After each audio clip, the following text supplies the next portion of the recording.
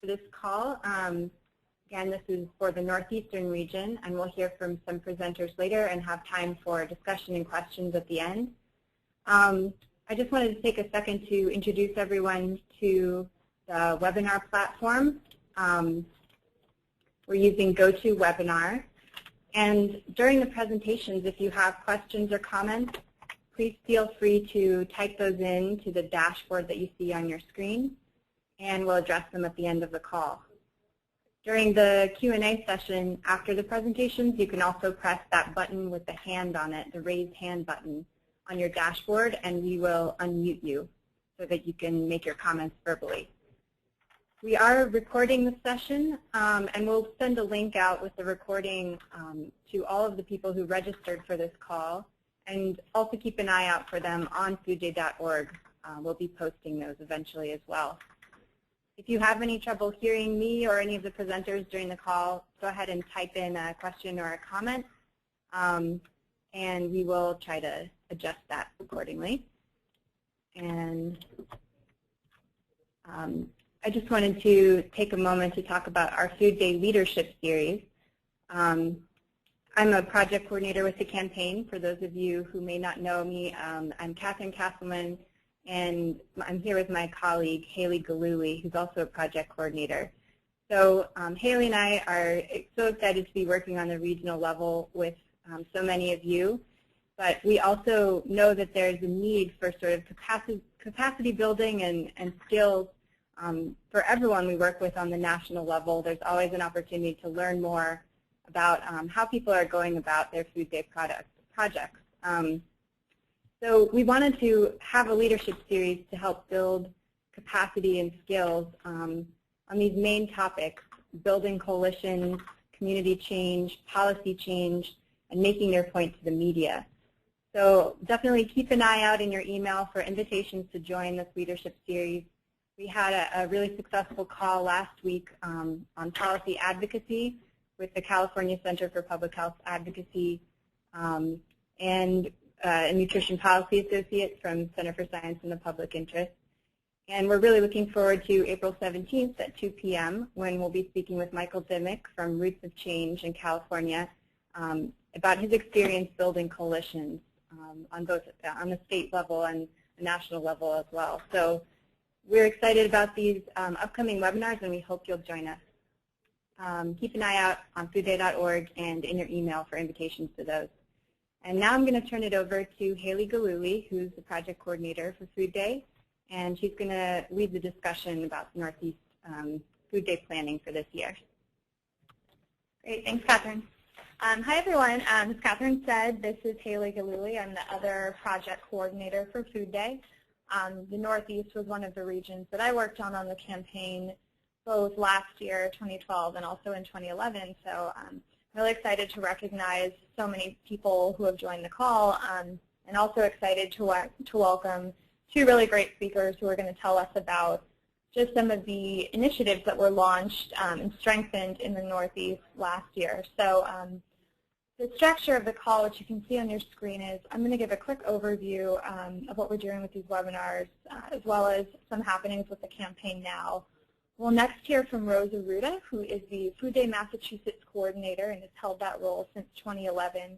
She's also the Director of Outreach and Events Coordination at the Massachusetts Department of Agricultural Resources. And we'll next hear from Jenna, Liut, the Food Initiatives Analyst at the New York City Mayor's Office. Finally, at the end, we want to make sure that we leave time for your questions and comments to both our panelists. They have great things to say about how they organize both networks and initiatives in their areas. And we're really hopeful that they will give you all some good ideas for your own organizing. So this is the first of Food Day's regional webinar series. We're having four for each of the four main regions of the country. And the goal with these is to bring together both people who have been with Food Day for a while already and have had some strong success organizing in their areas, as well as people who are maybe newer to the campaign or looking to take a larger role in organizing in their areas. We want our panelists to share with you their success stories in using Food Day to build up their regional food systems, as well as talk to you about the most effective strategies that they've had. So we're looking forward to having Rose and Jenna share that with you today.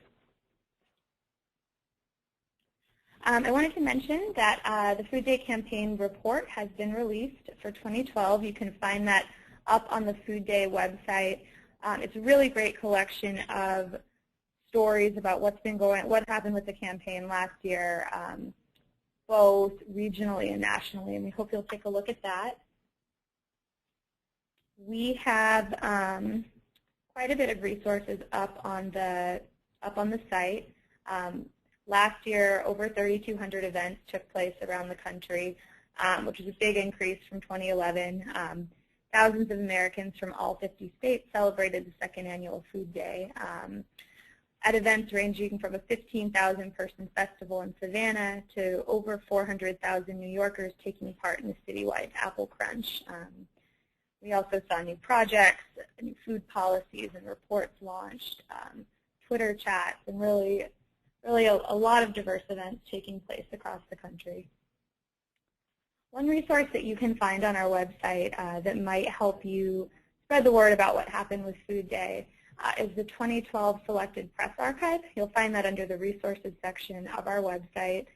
We've pulled together some of what we think are the best press coverage for the campaign, and it's a great way to let other people in your area know what sort of scope the campaign had last year. So I encourage you to check that out in the resources section of our website.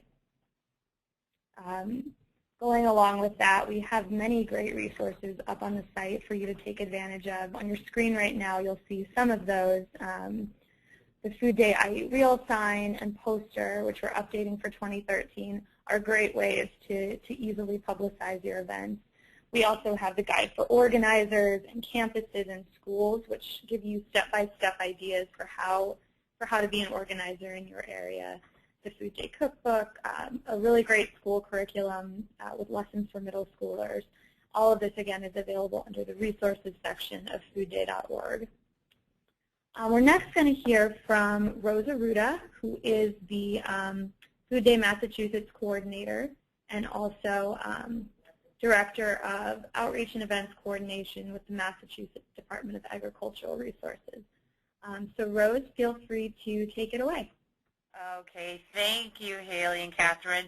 Hi, everyone. I am really excited that we have a host of names that I don't know, which is different from the calls that we used to do last year, twice a month. I'd see the same old committed folks who were just geared up to make Food Day happen in Massachusetts. So I hope that whatever I'm able to offer up, that there's a takeaway for you with this as we gear up for 2013's Food Day.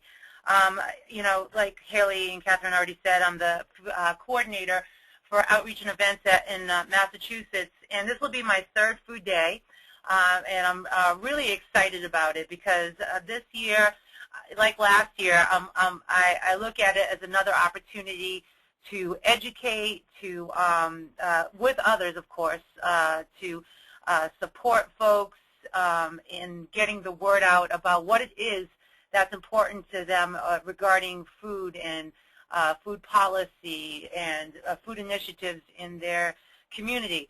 And I'm going to also check in with this list of guiding questions that Haley gave me because she knows that I can ramble on. So I'm going to stick to some of the framework here. And why I got involved was because of my position. I had actually just started 3 months into the job. The first organizer for the first Food Day came into our office, and I was assigned the task. So I said, okay, well, let's find out what Food Day is all about. And I did, and it was right up our alley for the Department of Agricultural Resources. Some of the agenda items were right along the lines of what we work on a day-to-day basis, and that's addressing hunger and access to local food, supporting our local producers, our farmers, and educating folks on eating and choices and purchasing. So we just took the ball and ran as an agency when it came to Food Day. So I am not only the state coordinator for outreach, I became the state coordinator for Food Day. And what does that mean? What does it mean to be a statewide coordinator? I joke around with my friends and say it's like herding cats. But I like to take the approach of coordinating the statewide campaign like I would with an issues-based campaign or a political campaign, or if you were organizing a party or a large event, you scale it to whatever region you're working with, whether that's you're organizing your neighborhood, you're organizing your town, you're organizing your region, or you're organizing your whole state. And I make it a very simple approach. I get clear. I get clear about, and I ask everyone that comes on board to get clear about what their intention is. Why are they, what is it about the Food Day agenda that appeals to them? What gets them jazzed? What energizes them? What makes them say, yes, I want to do something in my community? So when they get clear about that, then they can focus on a very simple plan, and that is to execute whatever their goal is, and just to really stay focused. When I looked at the plan for the second year of Food Day, because the first year we only had a month and a half, so the second Food Day we had a whole year to plan. And on a large scale, we had 2 rounds of statewide meetings. Massachusetts is a pretty manageable state, so we had 3 statewide meetings across in one day. We looked at the map, and we went into our database and just looked at the map and said, okay, who are the key organizations in this region? We'll say Western Mass. In Western Mass, who are the key organizations on the municipal level, a local government level? Well, let's look at the nonprofit level. Who are the groups that are really making it happen on a larger scale? And then from that, you have a tier of maybe 5 to 10 organizations. And then we looked at another tier of a medium level, and then smaller key groups who were able to, I don't know, make some noise, deliver on whatever issue or initiative they were working on. So you have the different levels, and then we'd map that out, and then just make a phone call or shoot out an email, a group email, and then make the individual phone calls. If we knew them, a phone call was good. If we didn't know them, you just have a coffee. And just keep it really simple, letting them know, hey, this is what Food Day is, have your elevator speech down, why we're really supporting it, what our goals are, and what are some of the changes that we want to create. And looking at the organizations, folks are really busy, folks are really strapped for time and for staff and for money. So you do some pre-paving. You look at an organization and say, okay, I know that this is the kind of work that they do. How can we offer up a suggestion or some ideas? How can we have already some conceived ideas going into this meeting or this coffee, and just taking it up one notch about what they already do? It could be about policy change. It could be about challenging students to think about what they're having for lunch. It could be getting folks to think about more farm-to-school procurement. It could be about addressing food insecurity. Whatever would make sense for that organization, and having that conversation, you plant some seeds, and then help them craft an idea, and then you go on to the next group and to the next group, and that's pretty much how we did it. Once a group started getting involved in coming up with a great idea, hey, we want to do a festival, hey, we want to have a film screening. No, we want to have kids see what a real cucumber looks like and what it tastes like and where it was grown. Whatever that mission was, we'd support folks with a team, making sure that they knew that there was a network of other people that were doing the same thing and that they weren't alone in this. And then we'd have our statewide phone calls, like I'd say twice a month we would have our phone calls, just to keep people on the same page, moving forward, sharing ideas and best practices. And every month as we got closer and closer to Food Day, more and more folks would come on board and we kept on moving, and we became a strong unit. At the end of the day, Massachusetts had I'm pretty sure we still are the reigning, we had that title of the most events in the state, and it sort of balloons near the end of the summer, because once people started talking to each other and sharing, hey, we're doing Food Day. What's Food Day? And then they talk amongst themselves, and then it just swelled and swelled, and more people wanted to get on board. So that's how we organized Food Day. We just kept it pretty simple. You have an idea, and then supported the folks, and people executed their ideas, and there you go. We had 500 events across the state, but we can go into more details later if anyone has any questions about that. Another component of this was our communications. We had this fantastic coordinator, Tim Stansky, who led a team of fantastic volunteers like Jody and Rachel, and they met monthly online, of course, social media.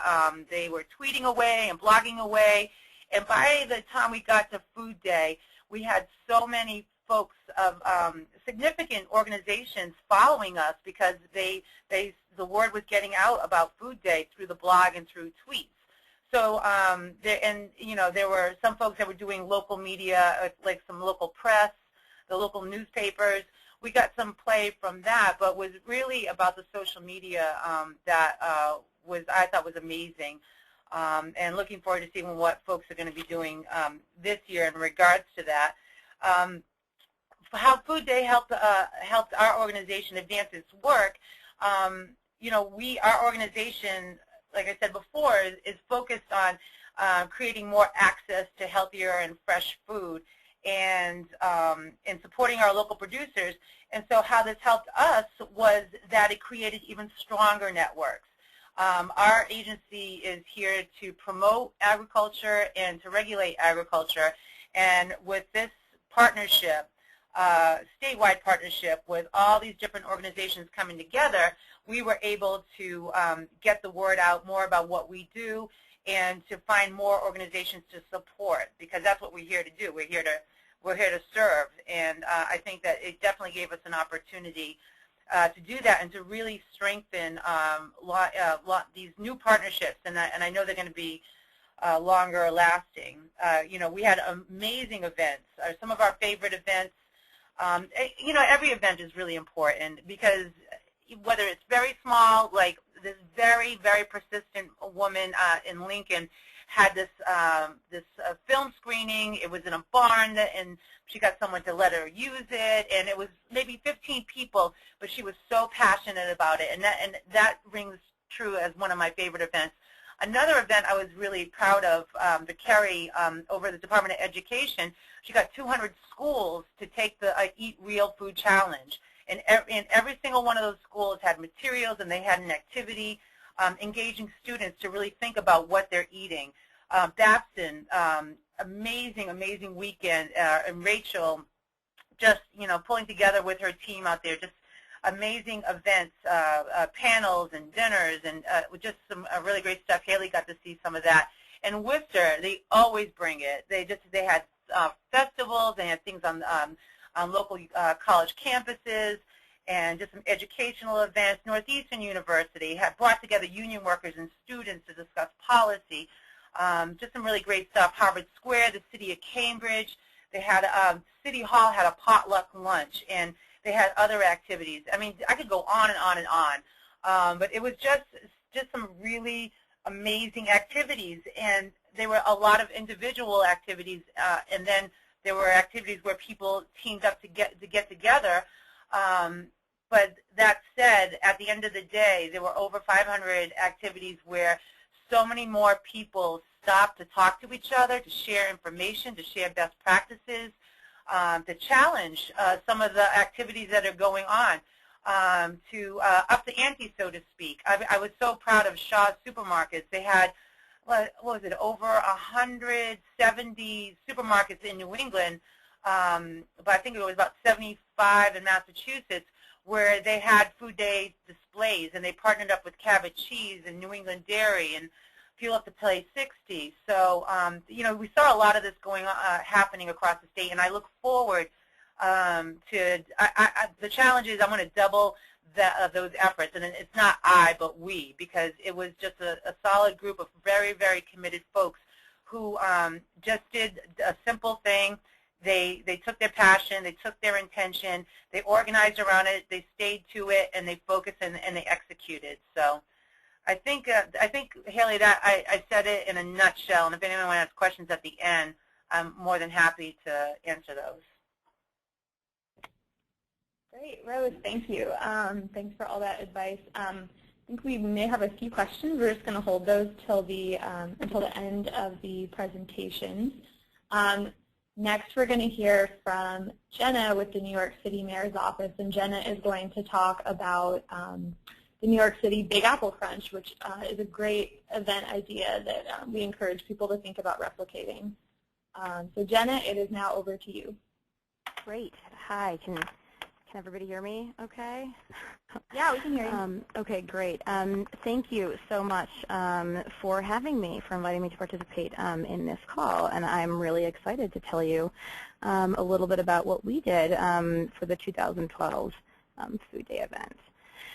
So our event was actually inspired by Food Share's Great Big Crunch. It's a great Toronto-based organization, and that is kind of where we got the initial concept for our event.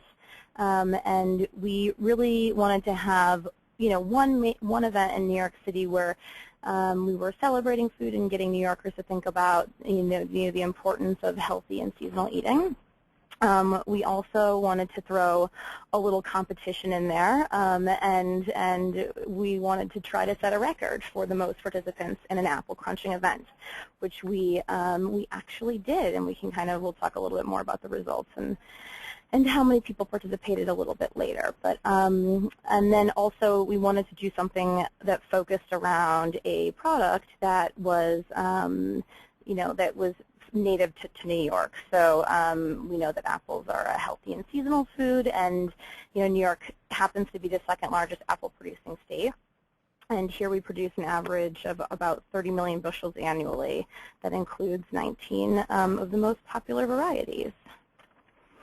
So when we started thinking about doing an event citywide, we initially convened a task force, and one of the big roles of my office, or of the Office of Food Policy Coordinator, is that of coordination and collaboration between organizations and agencies doing food-related work in the city. So I think that one of the big lessons learned from this event is the importance of leveraging partners and choosing great partners to kind of advance this work. So our task force included representatives from the Mayor's Community Affairs Unit.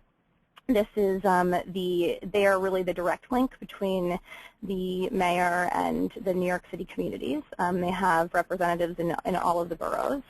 We worked very closely with the New York City Department of Education because we have about 1.2 million kids in the New York City public school system, and this is a huge opportunity to get a lot of participants and a lot of kids crunching apples on that day. We also partnered with Grow MIC, which is a great local nonprofit that has a number of environmental programs, and that has worked very closely with this administration over the past 12 years. And then we also used recordsetter.com, which is an organization based in New York City that tracks world records. And they were the ones that helped us basically chart our progress towards setting this record. So together, this task force, we got together, and our initial meetings focused on developing the concept further, tailoring it, making it New York to New York City, and we also created, through these conversations, participation rules. We drafted a flyer that we ended up circulating via email to a number of different community groups, and this was our main way of promoting the Big Apple Crunch. And then we also set up and maintained a registration page on New York City Foods website that we use to help track participation.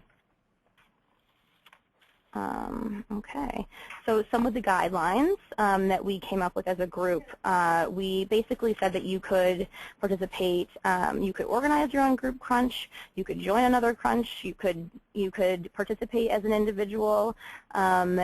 Within those parameters, we said that if you are a participating group, please have one main organizer to submit the number of participants online. And if you were going to do a day of event, we asked that a single organizer tally the amount of crunches for that group. Crunches, we said, could take place anywhere, at schools and classrooms, workplaces, colleges, hospitals. And through the registrations that we saw, we really saw that people got creative about where they were crunching, and that was really exciting. So as a general rule, we said that in order to count your crunch, you have to bite into an apple within the 24-hour period of food day, and take at least one bite of an apple, although we hope that people indeed ate all of their apple. And then lastly, we said that all varieties of apples were welcome. We had two main Big Apple Crunch events on Food Day. The first was at PS1, which is a local elementary school. And this event, we were very fortunate to have the New York City Department of Education Chancellor join us. So that was very exciting, and we also had our second event. We did that event in the morning, and then in the afternoon we had an event at the Union Square Farmers Market, which is one of the biggest farmers markets in New York City. And so, yes, those were our two main events. And then how we promoted these events, and the general concept was that we sent the event invitation and the flyer that we created as a work group out via email to city government agencies, nonprofits, businesses, schools, and then all kinds of groups and associations, and then we had follow-up conversations with each of them. So just to give you guys some examples of the types of organizations within each of these brackets, for city agencies, we reached out to, for example, the Department of Youth and Community Development, and the Administration for Children's Services, and the New York City Housing Authority. We worked with City Council. We also, some of the examples of the nonprofits included the Food Bank for New York City, City Harvest, Children's Aid Society, the YMCA, Wholesome Wave. So that just kind of gives you an idea. We also worked with Whole Foods and Italy. Italy is a large Italian artisanal market that we have in the city to see if they could do some of their own in-store promotions of the Food Day event, and they were great partners in that as well.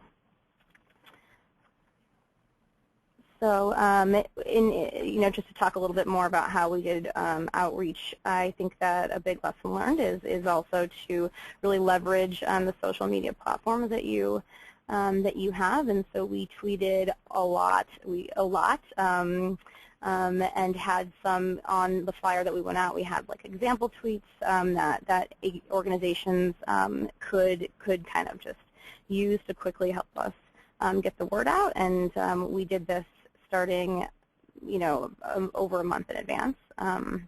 We also created a special hashtag for our event, and we worked with the New York City Department of Information Technology and Communications to send messages out to a listserv with over 60,000 recipients. And this, my NYC, is basically a platform that sends subscribers tailored information about things that they are interested in. So that yielded, we do believe, a lot of additional participants. Here is a picture of Chancellor Walcott at PS1 in the morning of Food Day, on Food Day. And here are some other examples of some of the types of programming that happened around the Big Apple Crunch. City Harvest distributed 500 apples to participants in its mobile market, and the Melrose houses in the Bronx in the morning on Food Day, and those apples were donated by the New York Apple Association. They also donated the apples that were used for the PS1 event, which we were very appreciative for. Children's Aid Society organized Big Apple Crunch activities that involved more than 700 children. Italy, the Italian market I mentioned earlier, handed out about 500 apples, along with flyers and explanation of what we were doing on Food Day. And then finally, Montefiore Medical Center, which is a hospital in the Bronx, they held an apple-themed event and distributed more than 500 apples as well. Here are some pictures from the Children's Aid Society that they were able to share of kids crunching. And then from the New York City Department of Youth and Community Development, also pictures of some of the most adorable kids in New York City. The results. So we basically counted results based on a combination of those pre-registered groups and individuals, and then those that participated at various events on Food Day that had a single person counting. So like, for example, the event at Italy. And then we also counted the number of apples served in schools. The DOE was a terrific partner in this initiative. And basically, with the combination of more than 200 organizations that participated, as well as the Department of Education, the apples that they distributed in schools, we came out with a total of more than 465,000 crunches for the day. And so with that, we set the world record for the most participants in an apple crunching event, which we are very excited about. And that's all. I'm happy to take your questions. Great, Jenna, thank you so much. What a creative event. We've already heard from a few other of our partners that they're interested in maybe putting on apple crunches of their own. So folks on the phone, if you have any specific questions for Jenna about executing this, definitely recommend that you speak to her about it. So before we turn to question and answers from the audience, I just wanted to go over one more point about the regional webinars. We have a slide showing you when the rest of our 3 regional webinars are. For people on the phone who have colleagues or friends in the West, Midwest, and the South, listed above or listed on your screen are when those 3 webinars are, one coming up this week and 2 next week. Again, we're going to have some great Food Day coordinators from each region speaking about their experience and taking questions from other people in their area about how to replicate that sort of work. So we're now going to turn over to questions from the audience. In order to ask a question, you can either click the raised hand icon, which you should see on your webinar dashboard. It's a little hand pointing up. If you click that, I'll see that you have a question. We'll go ahead and unmute your line so you can speak directly to us. You can also type a question into the question box, and we'll either read it or type your response. Okay, so we have one question from Leslie Henry, or a comment. She says, I think it was a great idea to open up the planning calls and webinars to the public. Can someone comment on getting buy-in for and setting up this type of webinar, and what have you learned from them and what impact they've had? So I guess that's kind of a question for us, but maybe Rose has led some of her own calls as well and can comment. But for us, I think the value is, introducing some of these, the organizers who have worked hard to build coalitions and how they were able to form those partnerships and the steps that they went through to make their events happen. We also, it's a chance for people to network, and I think, we always encourage engagement, and, especially, during the question and answer session, people want to raise their hands and introduce themselves, explain, where they're located, what they're thinking about for Food Day, or just connect with some of those other people who are involved in the movement. So we really find that the value is both in sharing the, the best models and also allowing people to realize who else is working on the effort without having to do the in-person meetings. And I don't know if, Rose, you have anything to add to that about holding calls versus in-person meetings and what you've found the value of that is? I think a little bit of everything is what's helpful. If you put a lot of value in the phone calls or the webinars for your state or regional outreach, you're going to get your feelings hurt. I know that for me, the first time I was crushed, and after that I just had to remember that the amount of folks who show up doesn't really matter, but just the intention of the folks who show up is what's key. I mean, we'd have hundreds of people that are signed up to do something, but you'd have like 30, maybe 30 people on a phone call when we get close to crunch time, which was kind of annoying. But those are the folks who were consistent and who were the real leaders, and then the other folks who were going to follow up behind them would eventually show up. So the phone calls were useful to those who needed them. The phone call / webinars. The regional meetings or the local meetings that happened were also a good way to catch folks as well. In a great way, some folks just like to do it the old-fashioned way, meet face-to-face with other people and just share information. And some folks just want to do the email route. So you can't be married to one way of connecting, but just know what works for whatever group, and just be consistent about what you do, what you turn out. And if you say you're going to have a call on Tuesday at 2 o'clock, just make it happen. I mean, that's what I've found that works, whether it's Food Day or another sort of campaign. It's not a one-size-fits-all deal, but just being consistent and offering a quality outlet is really the key. Great. Thanks, Rose.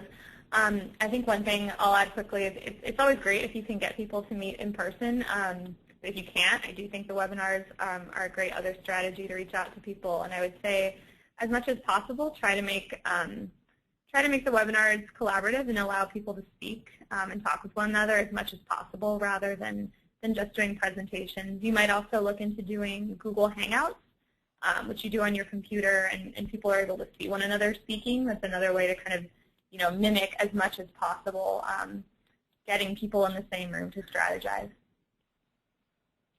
Great. Well, I think I'd like to try to move over to Jamie Nash if she's still there, and I'll attempt to unmute here. And see if she can say her comment publicly. If not, I'll read it out. Jamie, are you there?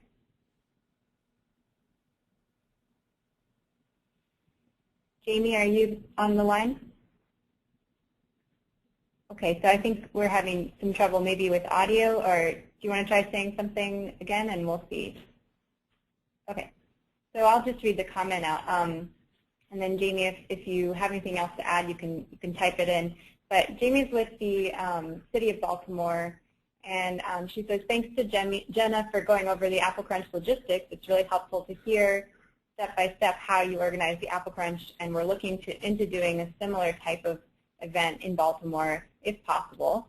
So she asked, how many staff did it take to put this off, to pull it off? And it sounds like it took a lot of organization. How long was the planning process, and how many weeks out prior to Food Day did it start? So Jenna, do you want to field those questions, both about how many staff it took and then how long the planning process took?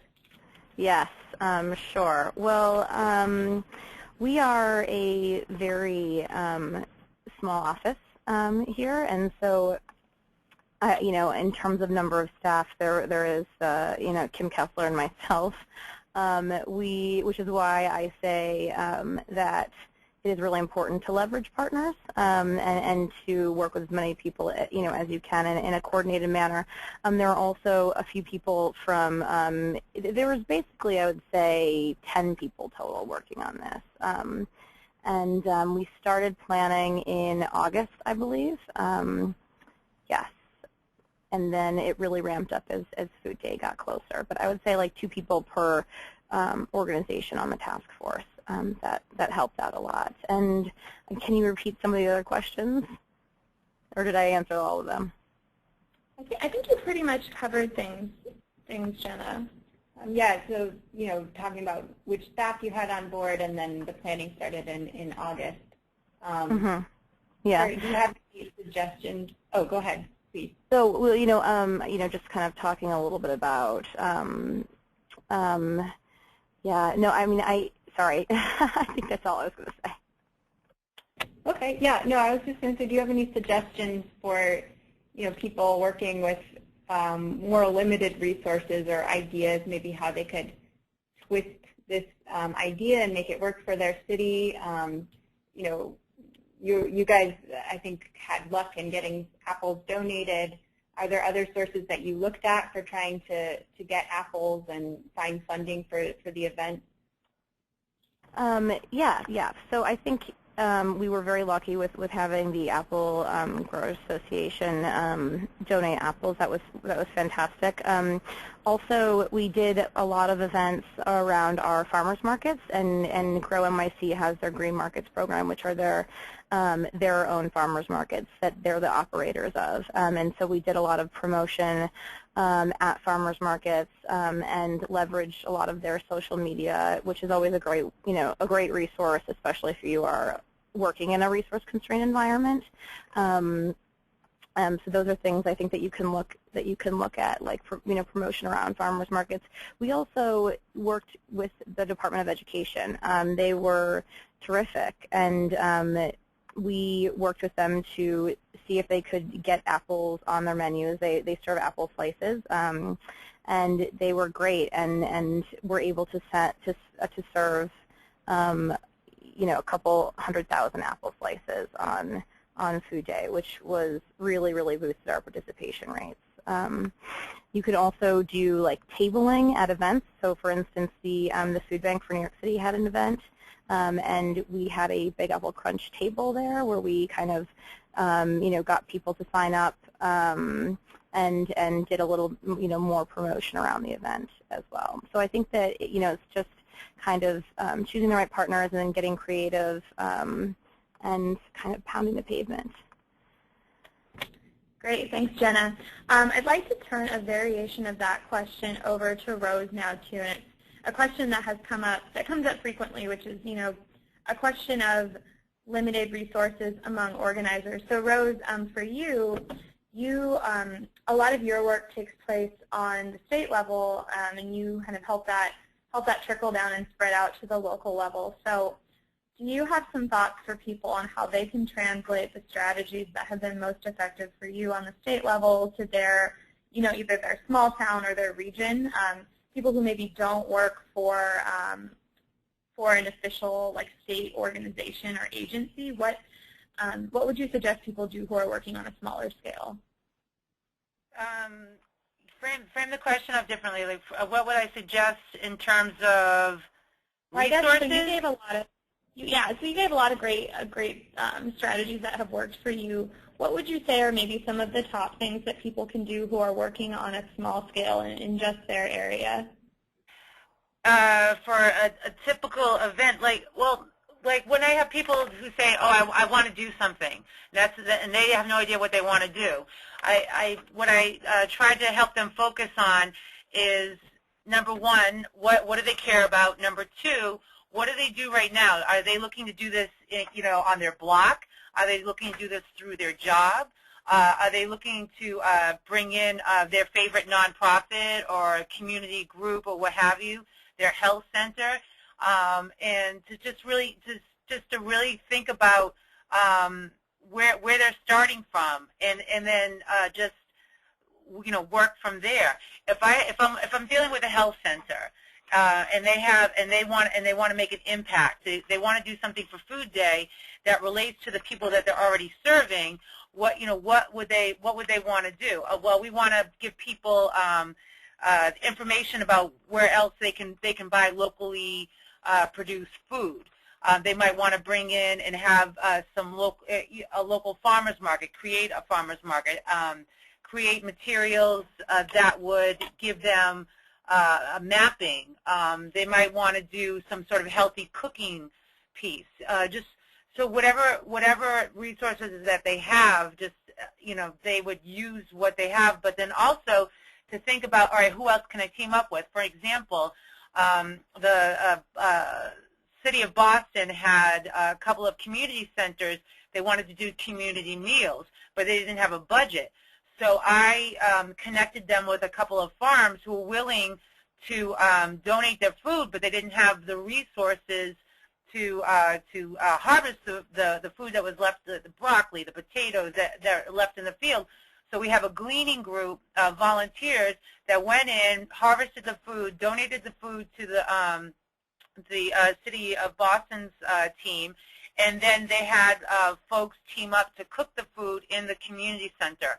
So it really was more of the equity. It was about people power. It was about time, but it wasn't really necessarily about the money. And that's one thing that we don't have as an agency. We're broke. So we do the best that we can with what we have, and we just think about what do we already have. What do we want to do? Do we want to educate? Do we want to do a show and tell? Do we want to do a tour? Do we want to have a film screening? Okay, what is it going to take to get that done? Who around us in our community has X, Y, and Z resources? And just to think it out, it's like planning like a party. If you're going to do a party at your house, who can bring the dip? Who can bring the soda? Oops, sorry, I shouldn't have said soda. Who can bring the water? Who can bring the apples? Who can bring the music? But look at it on a different scale. Who can provide a sound system? Who can provide a screen? Who can provide refreshments? Who can provide chairs? Where's a great space? And then working collaboratively. There are a lot of great community groups, neighborhood associations, community gardeners, teachers who wanted to do something, and so they stopped and looked at what they had already and what their neighbors have, what their partners had, and then just really put it on the table and just started working from there. Just really keeping it simple. Doesn't take a lot of money to do good work. Definitely agree. Thanks, Rose, for all of that. And I think another lesson to take from what Jenna's told us is the importance of really trying to start early with your events. Organization often takes longer than you think. So once you get your event ideas in place, definitely start pulling your networks together. We have one question from the audience, but I also wanted to let the audience know now that we'd love to hear from any of you who are also in the planning stages. I know that some people on the call are completely new to Food Day, but I think a lot of you have either organized in the past or are planning for 2013. So if anyone on the call wants to share who you are, what organization you're from, and what you are thinking so far for 2013, please click the raise hand icon, and we'll go ahead and unmute you. I think people in the audience would love to hear from anyone else on the call who's organizing. And then we had a question from Tammy Carter, and Tammy asked, when will the 2013 tools become available on the website? So Tammy, all of the 2012 resources are still up on the site. Many, and probably most of them, are definitely applicable for 2013. We are in the process of redoing a lot of our resources now. We're giving all the organizing guides a once-over to update them for this year, and particularly the organizing guide is going to get a pretty big facelift to make it as relevant as possible for this year. We're also going to come out with updated one-pagers for constituencies that are a great way to do some targeted outreach, as well as the poster and other outreach tools. But for now, I would say that those will be up in the coming month probably. For now, definitely take a look at the 2012 resources. Okay, so at this point, if there's anyone who wants to either press the raise hand button and introduce themselves by speaking to the audience, or you can type it in. You can say where you're from, what you're hoping to get out of this call, or ask us any questions that you have for us or the presenters. Yeah, we have several more minutes, so this is a great time to ask either Rose or Jenna your questions about community organizing in general, or also organizing a specific event. So please feel free to let us know. And I guess one thing, or do we have one? Someone? Okay, I see Paula Field, you've raised your hand, so you're unmuted if you'd like to go ahead and try to introduce yourself. Paula Field. If you're there, you can go ahead and try introducing yourself. And check the mute button. Can you hear me? Yes, go Hello? ahead. Can you hear me? Hi, Paula. We can hear you. Hi. Okay. My name's Paula Field, and I'm the food service director from a small town in New Hampshire, Northampton, on the seacoast. And last year was our first, I was a brand new director this school year, and I very quickly in the fall organized our first annual Food Day event, and we did a mock farmers market, and I had all the food groups with the new regulations for school food, for the meals, the new meal components represented, and we had fresh fruit, fresh vegetables. I had a local technical school bake bread with locally milled wheat. We brought in some seafood. Oh, sorry. Overhead intercom. We brought in seafood from a local fisherman's co-op right here in New Hampshire, and it was a huge, huge, huge success. I have kids every single day say, when are we going to do the Food Day thing again? I had the head of Food and Nutrition Services from the State Department of Education in New Hampshire in attendance. New Hampshire Farm to School representative was here in attendance. So this year we're going to have a similar type of theme, but we're going to do a town-wide fair and encourage kids to start their own gardens, and we're going to actually let them display their vegetables that they've grown and have judges from the Agricultural Commission actually award ribbons and judge their produce that they've grown. So I'm planning on kicking it up a notch, but not quite as much as the New York City. It's just a small town in New Hampshire, but it's really made a big impact, and a lot of people in the community came forward, and we are going to try to involve more of the community this year. That is fantastic, Paula. That's what I'm talking about. It doesn't have to be huge. Huge is great and small is great, but the fact that you made an impact, and it's really about keeping it sustainable, and that's something that's going to, not only be on the 24th, but on the 25th and the, November and December, and planting those seeds and getting people to think about what they're eating, and getting the kids to ask questions, and getting folks to take more responsibility in the choices that they make, and it's events like that you just had and are going to do again this year that make a difference. So congratulations. Yeah, we actually featured a menu that day that was completely locally sourced, and I sent home a menu like you would pick up at a restaurant, and did each food group and listed where in the local area that component of the meal came from. Wow. And gave the different local farms credit, or the Fisherman's Co-op out of Seabrook, and so it really was, a great thing. And this year I am going to invite some of the local government. I'm on the board of the School Nutrition Association of New Hampshire, and they just attended a legislative meeting in Washington, and some of the people that are active in government are very interested in attending things like that. So this year I'm going to invite some of the local representatives and senators from our area if they'd like to come. I figure if I start that now. Right. So just to build it up and make it be more than just our little school, but let them see that it's a community-wide thing. Right. So that's what I it's just all wanted about. to share that because I did it. I literally started the new position in July. Somebody mentioned this was something out there. I took the ball and started to run with it, and it just kept ballooning, and I did manage to pull it off. I don't know how, but this year I've already started making plans and starting a group to help me for this coming year's Food Day. So I'm very excited that you had this call today.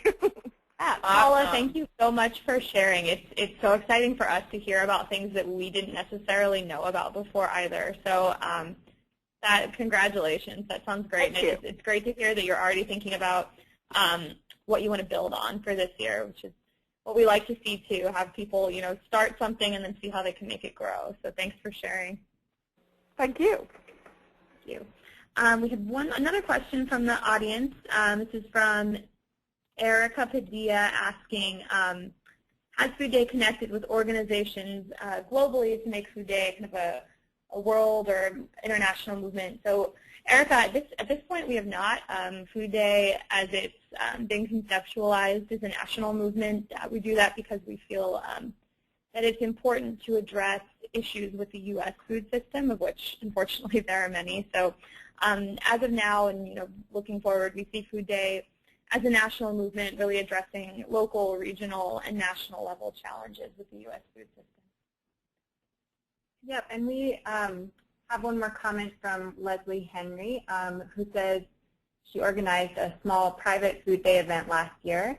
And she's interested in how food day planning tactics can be applied, adapted to strengthening an emerging coalition of animal welfare organizations in the New York City and New York State area, working towards a humane lobby day with greater participation and more impact. So that sounds like, a sort of call for others who might be interested in joining this coalition. Leslie, correct me if you're asking a more specific question, but so it's great to hear that you're interested in getting this coalition together, and I think a humane lobby day would be an excellent idea to tie in with Food Day as an activity. And so we'll definitely keep you on the list for upcoming calls, and maybe there'll be an opportunity for you to connect with some folks who are working more in the animal welfare arena. If there's anyone on the call today who is and would like to connect with Leslie, just email us at foodday@cscinet.org and we can try to connect you. Yeah, and I'll add, Leslie, one of our national partners is the Humane Society of the United States.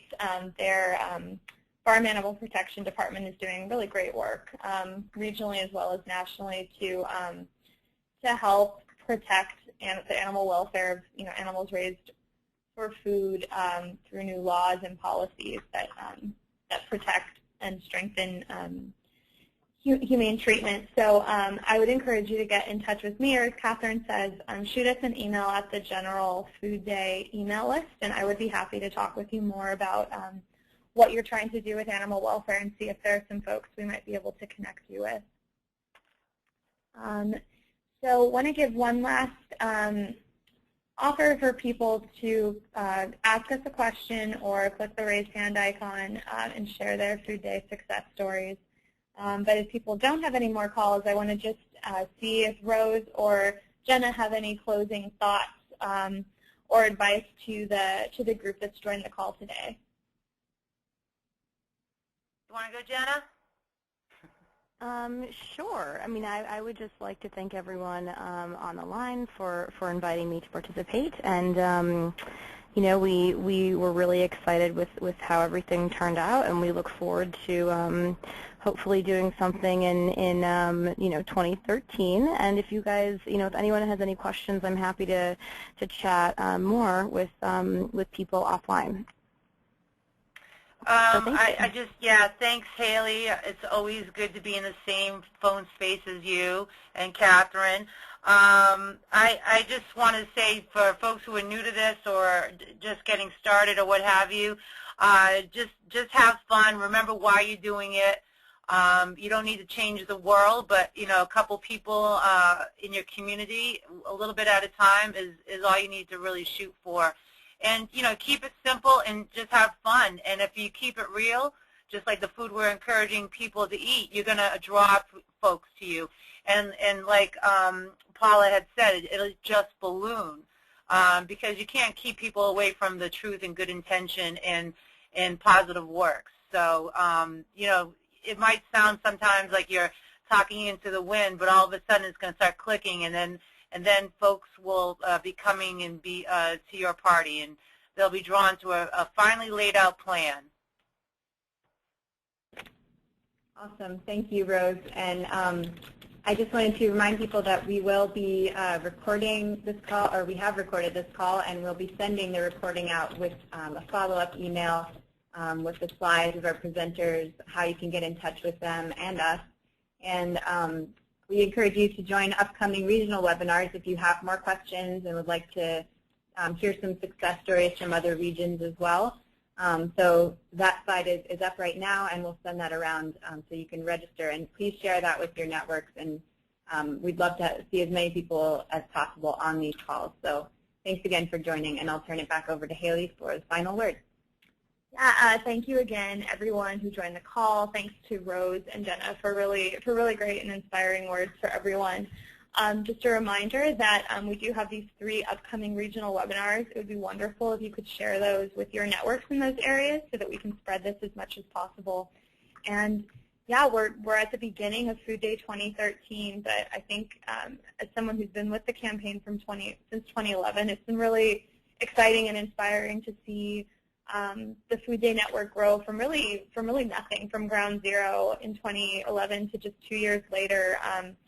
Knowing that we have a network of tens of thousands, and if 3,200 events can happen last year, I'm really excited to see what we can all do this year, working together with one another. So thank you again, everyone, and this will conclude the webinar. Thank you. Thanks.